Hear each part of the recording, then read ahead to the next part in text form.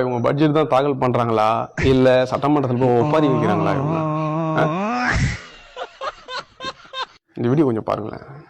விஜய் மாமா விஜய் மாமா என பாசம் பொங்க அழைக்கும் குழந்தையை விஜய் மாமா விஜய் மாமா என பாசம் அழைக்கும் குழந்தைகள் செல்வங்களை பற்றி நாள்தோறும் சிந்திப்பவர் நமது மாண்புமிகு முதலமைச்சர் அவர்கள்.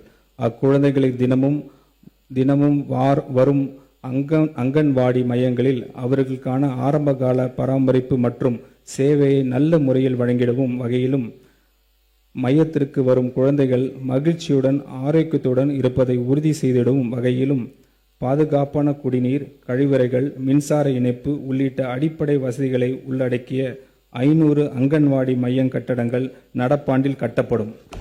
அங்கன்வாடி கட்டடம் கட்டித்தரீங்க. அதாவது ஏற்கனவே அங்கன்வாடி கட்டடம் பாழடைஞ்சிருக்கும். சிலர் வாடகையில் இருப்பாங்க.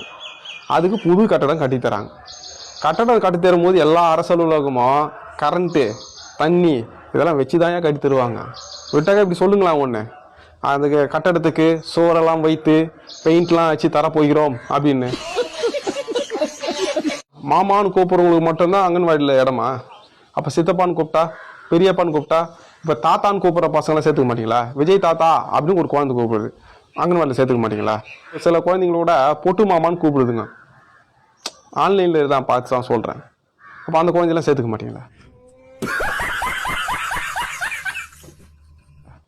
என்ன செய்தி வாசிப்பு இது? என்ன வர்ணனை இது? மக்களுக்கான நிதியில மக்களுக்கான திட்டத்தை வகுக்கிறீங்க. அதுக்கு இவர் தூங்கும் போது கூட விஜய் மாமான்னு சொல்ற பசங்களை பற்றி ரொம்ப ஃபீல் பண்ணி அவர்களுக்காக யோசிக்கிறாராம். நீங்க யோசிக்கிறதெல்லாம் பார்த்துட்டு தான் இருக்கிறோம். வாயை திறந்து தமிழ்நாட்டினுடைய மக்கள் உரிமைக்காக கூட வாயை திறந்து பேசல. உரிமைக்காக போராடலாம் அடிச்சு துவம்சம் பண்ணி அரெஸ்ட் பண்ணாங்க உங்க கவர்மெண்ட்ல. மேகதாதானியா இருக்கட்டும், காவிரி நீர் பிரச்சனையா இருக்கட்டும், நீட் பேண்டா இருக்கட்டும், திருப்பரங்குன்றம் பிரச்சனையா இருக்கட்டும், எதுக்கும் வாய் திறக்கலையே. திருப்பரங்குன்றத்துக்கு நீங்க என்ன நடவடிக்கை எடுக்குதுன்னு பார்க்கலாமே. இப்போ மக்களுடைய இந்த சாதனங்களை வச்சு யாருக்கு ரேட்டிவ் கட்ட ஆரம்பிக்கிறீங்க? நீங்க பட்ஜெட்டா வாசித்து போங்க. அரசாங்க இந்த அரசாங்கத்தை மக்களுக்காக பயன்படுத்துங்க. ஊரா நெய்யில உங்க வீட்டுக்கு ஸ்வீட்டு செய்யாதீங்க.